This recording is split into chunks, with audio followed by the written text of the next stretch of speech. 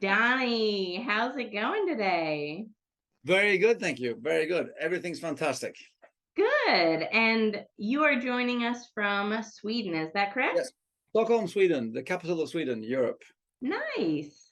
So tell me a little bit about yourself. And I know that you are a TEDx speaker and have done that 5 times, right? That's quite an Yep. accomplishment. So Um, far, so far. so far, that's right. But you're also the founder of Entrepreneurs Without Borders. And I would love to learn a little bit more about that project, if you wouldn't mind telling me. Sure, I would actually love to tell you about that project. Yeah. Let's see.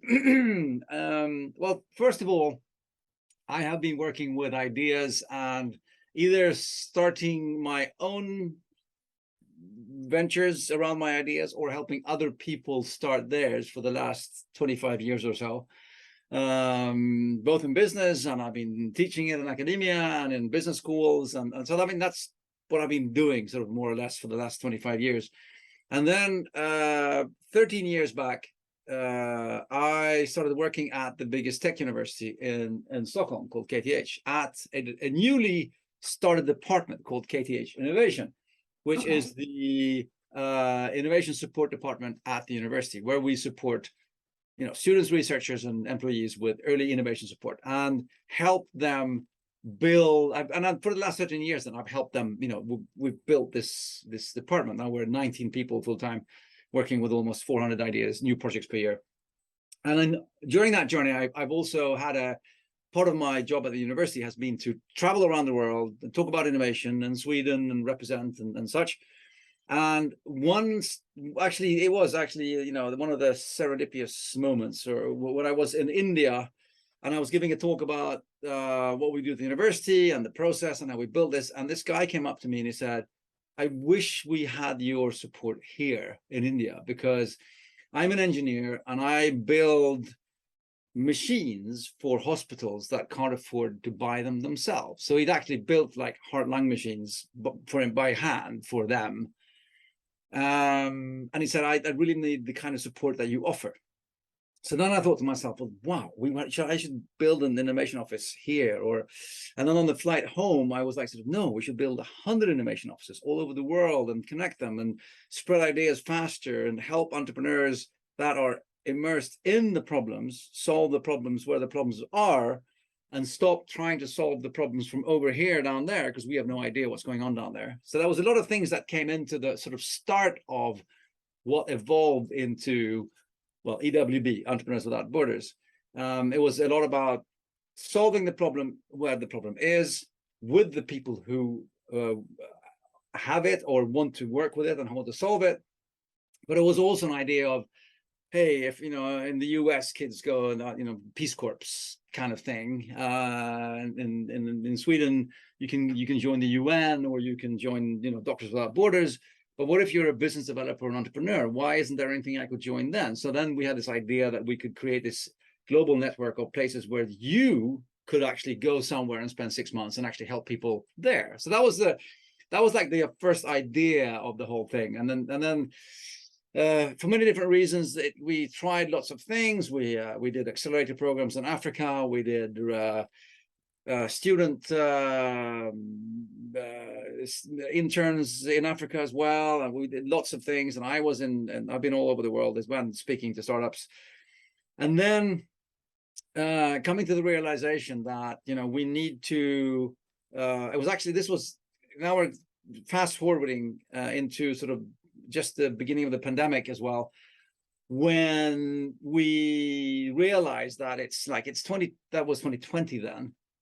And we realized that, okay, well, pre-pandemic, the need for jobs in the world is enormous.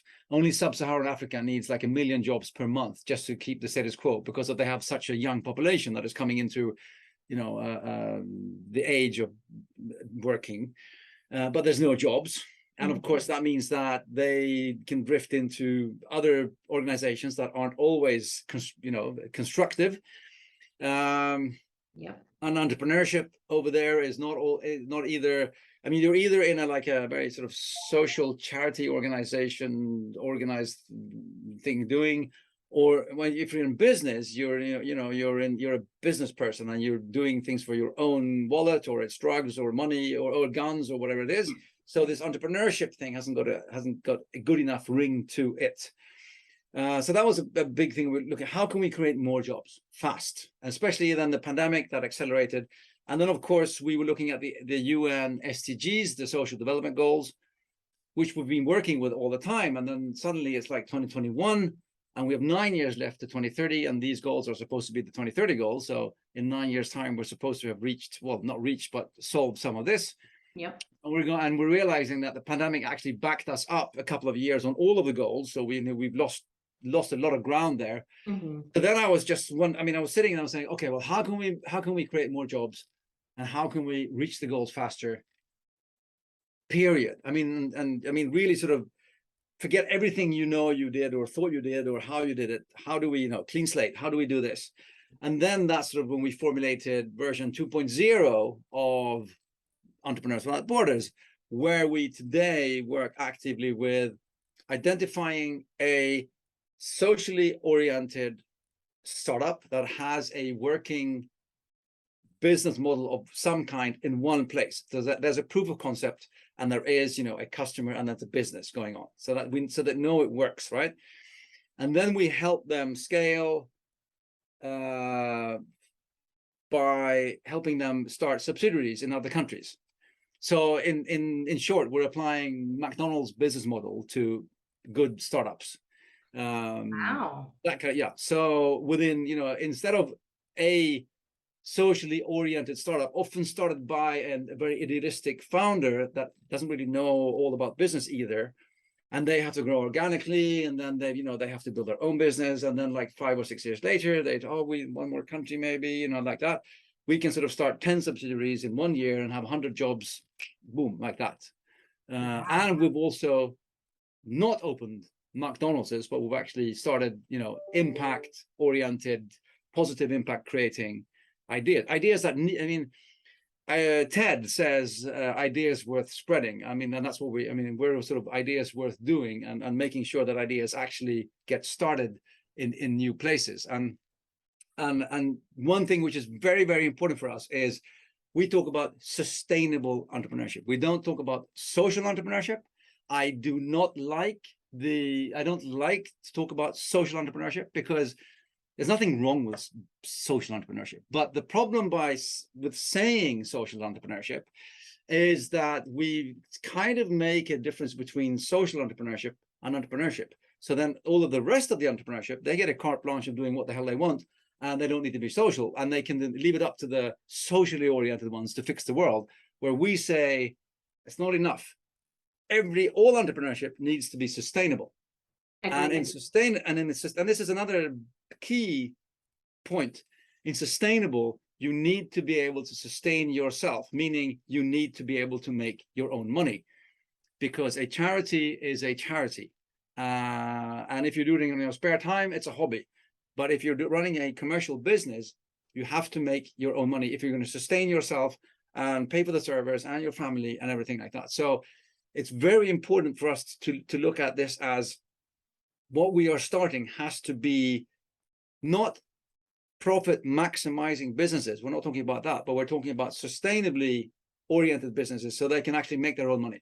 So that is really, really important. So we only talk about, sustainable entrepreneurship. And we even started a day, Sustainable Entrepreneurship Day, on December 14th, where we celebrate and manifest this every year with, talks and things like that. So that's a very, very big thing for us. And we've often found ourselves in a very, in the middle of, we're actually kind of in a hard spot, because, and again, no offense to anybody doing good stuff in the world. Everything that sort of points in the same direction and helps us move in the right direction is good, right? Yes. But to sort of, just for the argument's sake here, I'm just making, on one end, there's the small scale sort of grassroots entrepreneurship charities that are helping people business skills, and they help them crowdfund a goat or a garden so they can get started with something and they can sell their produce on the local market, which is fantastic. And then the people who want to fund that, they do it with their own money, and then they want a picture of this farmer that they help on their refrigerator and say, look, I've done good in the world. I've helped this farmer. Blah, blah, blah. That's sort of that side of the scale. But that's sort of very small scale. It's one person, even though one person will support up to 5 people, it's, you know, it's a small scale thing. And then on the other side of things, you have the Y Combinators and the 500 startups looking for, you know, the next African unicorn. And it's like, so it's like the digital startups and like last mile delivery companies of Africa kind of thing. And we're going, yeah, but we're like sort of in the middle here, trying just to help people into an honest job and create. If I can start 100 companies that employ 100 people over 10 years, that is, you know, kind of a big value creation thing, even though it doesn't become the African unicorn, but it still is, you know. So we don't talk about unicorns, we talk about workhorses or oxens, if we're going to talk about animals in the menagerie of startups. Yeah, so that's sort of where we are, but we know it's a kind of a hard spot because it can be perceived as quite boring. But if you look at any solid economy in the world, it's the middle, it's the girth. It's actually in German, it's called Mittelstand. It's, you know, it's the family-owned companies of 100 to 500 people. They're the backbone of the German industry and most other countries that have a solid economy. You have a good, you know, solid, you know, chunk of companies that are like 100 to 200 or 300 employees, and they are like, you know, they go to they do honest work, they go to work, they get a salary, they you know, the whole thing. Yes. And to be a bit sort of towards the sort of this new sort of startup era where we've taught a whole generation of entrepreneurs, in my opinion, the wrong thing. It's all about, you know, raise the cash, run for an IPO, get as rich as you can. That's not saving the world. You know, there is no trickle down effect. You know, if Mark Zuckerberg says, oh, I'm going to set off $10 million for charity, that's not even 0.5% of what you own. You know, it's like it's nothing. So we're sort of focusing at the middle. We're trying to generate jobs. We're trying to reach the global, the UN sustainability goals faster by, as I said, identifying good, solid startups that we can help replicate and duplicate by finding entrepreneurs who want to start something in their community, and they can get something that they can actually pick up and run with right away. I mean, another argument I can make is that there's nothing wrong with startups. We should be doing that as well. Of course, that's what I do here at university. Yep, but if we're going to save the world faster, it's the slowest, most insecure way of doing it, because I mean, I talk about the triple uphill of a first-time entrepreneur. One, you pick somebody who has no skills, no experience, and they don't know, and they don't have a network, so they don't know how to do anything. You force them to come up with a disruptive idea that nobody ever heard of before, that nobody knows what you're doing, and you can't explain what you're doing because nobody understands it, because you're way ahead of your time. And 3, it's usually based on a technology that doesn't even exist yet because you have to build it. So it's like this triple step uphill of, you know, no wonder that 9 out of 10 fail. And it takes 10 years for somebody from idea to 10 employees. I mean, it takes time to build a real company that pays you your own salary, you know. But then of course people think that you go to a 24-hour startup weekend and then you raise $10 million and then everything is fantastic. You know, raising money isn't successful business. That's just a very expensive loan. You know, you're giving away part of your company. You haven't made any money by raising money. That's, you know, that's actually, it's a pound of flesh. So, you know, we stop measuring success by having raised money. There's no success in that. That's, you know, that's not business. You're not making any customer money there. So I agree. Yeah. So there's so many things that go into this. And we're just trying to be a balancing factor. I mean, we love entrepreneurship. We love the whole startup thing, and that's where we are. But we're also trying to be, you know, the balancing factor in that. Okay, well, let's call business business, and when we're, you know, and let's build solid companies that where people can go to work and actually follow not only not only looking at the UN SDGs, but also the Global Compact 10 principles of ethical running ethical business when it comes to actually good workplace environment and everything that goes into that. Building companies that people want to go to work for, where they can support themselves and their family and create prosperity in their communities. There. Wow, There that you was go. a heck of a pitch. I love it. So you are so focused on growth, and that's the general theme of this newsletter is growth. And I liked what you said. For you, it's about growth on a collective scale as well. So you're not just trying to help one company in one country, you're trying to build communities, right? Yeah. And an ecosystem that is sustainable.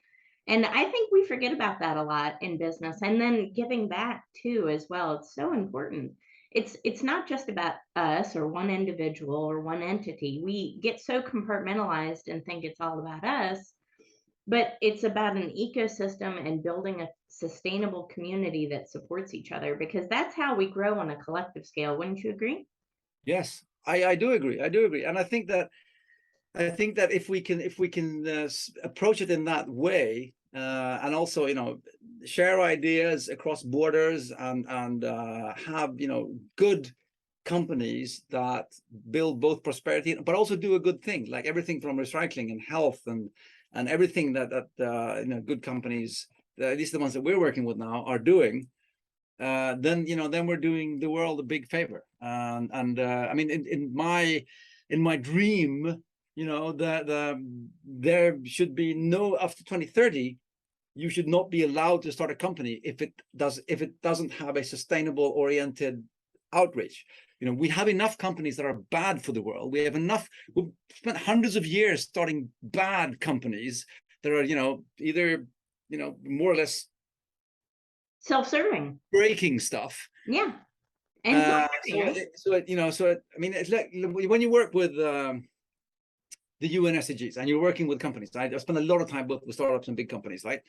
Working with the UN SDGs. So and then people say, well, what if we are not actively trying to sort of solve one of these numbers, like 13 or clean water or whatever? What if aren't we allowed to be around? I said, of course you can. It's not, and I'll say it's the important thing isn't trying to solve one of them. The important thing for a company in the world today is make sure that you're not breaking any of the other ones. So at least don't add negative impact. Be at least neutral and hopefully positive. Yes, I love that. The whole sort of expression, always leave it better than you found it. Yes. Be it the gym or the restroom or the office or your whatever, or the world, always leave it better than you found it. I mean, that's kind of a guiding principle for humanity, I feel, should be. Where we have too many people in this world that don't give a rat's That's right. anatomy for that. But that's the thing, if at least you don't have to always improve everything, but at least don't break anything. Absolutely. I totally agree with that. It's the golden rule. I would never start a business that there was any loser at any level. It's not worth it. And if you're in a business like that and that's your model, you're in the wrong business. Get out. Because if we don't have a sustainable ecosystem where there's not everybody that you touch wins a little bit, it's not worth it. You want to have a positive impact in this world. And it starts from, the foundation of your business. I know about it. And thank you for adding that. Right? For us, it maybe sounds like a natural thing to say, but for many other people, that's not how, obviously, looking at how the world looks, people are very, I think people are very, very short-sighted, and they see, I mean, they don't even see their own sort of lifespan as the timeline. They see like tomorrow and the next, I want to buy this now. And then again, I feel sorry for the new generation, because we've taught them this whole sort of instant gratification thing that, it's click a button, you get anything, anytime. You don't have to wait for a Christmas present. There's no sort of, there's no seasons anymore. That, there's so much that we've sort of washed away. And everybody wants everything now. No. And then this, we can do another talk about the whole sort of entitlement thing, where everybody thinks they're entitled to things. I don't know if I write almost every day and post. Yep. I've had a summer break now, but I'm going to start next week again. But I've written, and I save everything on Medium. So I have 450 posts on entrepreneurship and startups and whatever on Medium. And one of them is actually about entitlement. And it's sort of, I'm sorry, but you are actually not entitled to anything.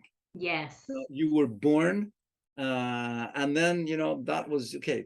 So, and by the UN, what's it called? The Declaration of Human Rights. Of course, you are entitled to a life free of prosecution and war and everything like that. But apart from that, you're not entitled to an iPhone or of whatever. It's not like your personal right to have it. It's you're damn lucky to be alive here and now.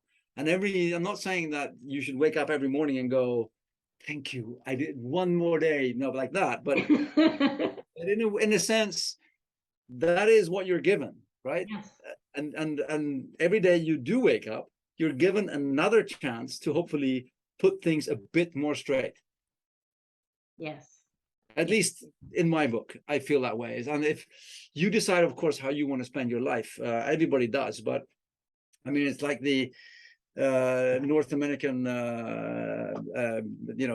original North Americans, when they have this 7-generation decision process. So, making a decision, we think, okay, how will this affect us 7 generations forward? Wow. People can't even think, how is this going to affect me 7 minutes forward? They're going to say, I want this now, Yes. Everybody's 6-year-old going, I want it now, where just the whole sort of, how is this going to sort of affect who I am and what I'm doing, and the whole kind of thing.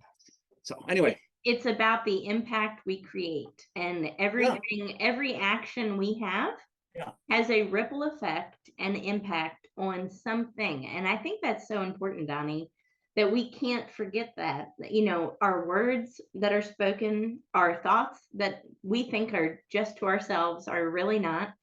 And then the deeds we perform every day all have an impact and a ripple effect. And we need to really be consciously thinking about those things, because somebody is watching. There's someone watching, and someone is either benefiting from your presence or not. And the key is to always have a positive impact because of that ripple effect, and that it's really, it could be global. The smallest things that we do. I know, and it's, yes, that the whole sort of ripple butterfly effect thing, and that's why when people say, oh, well, how can I help, and I can't, I can't go to Africa, or what, I can't do this, and but it's not, hey, smile at somebody, go shopping, or say hi to somebody, or ask somebody how they are, or open a door for somebody, or whatever, or send your mother a card, or buy your spouse a flower, whatever. Everything counts. Everything counts, right? Everything counts. I love that. And that's a good message for growth. Everything counts, and everything is impactful if you make it so. And it starts with our thoughts and our intentions. Well, Donnie, I really appreciate it. Thank you so much for sharing about your mission and who you're trying to help and serve. I think it's a beautiful mission.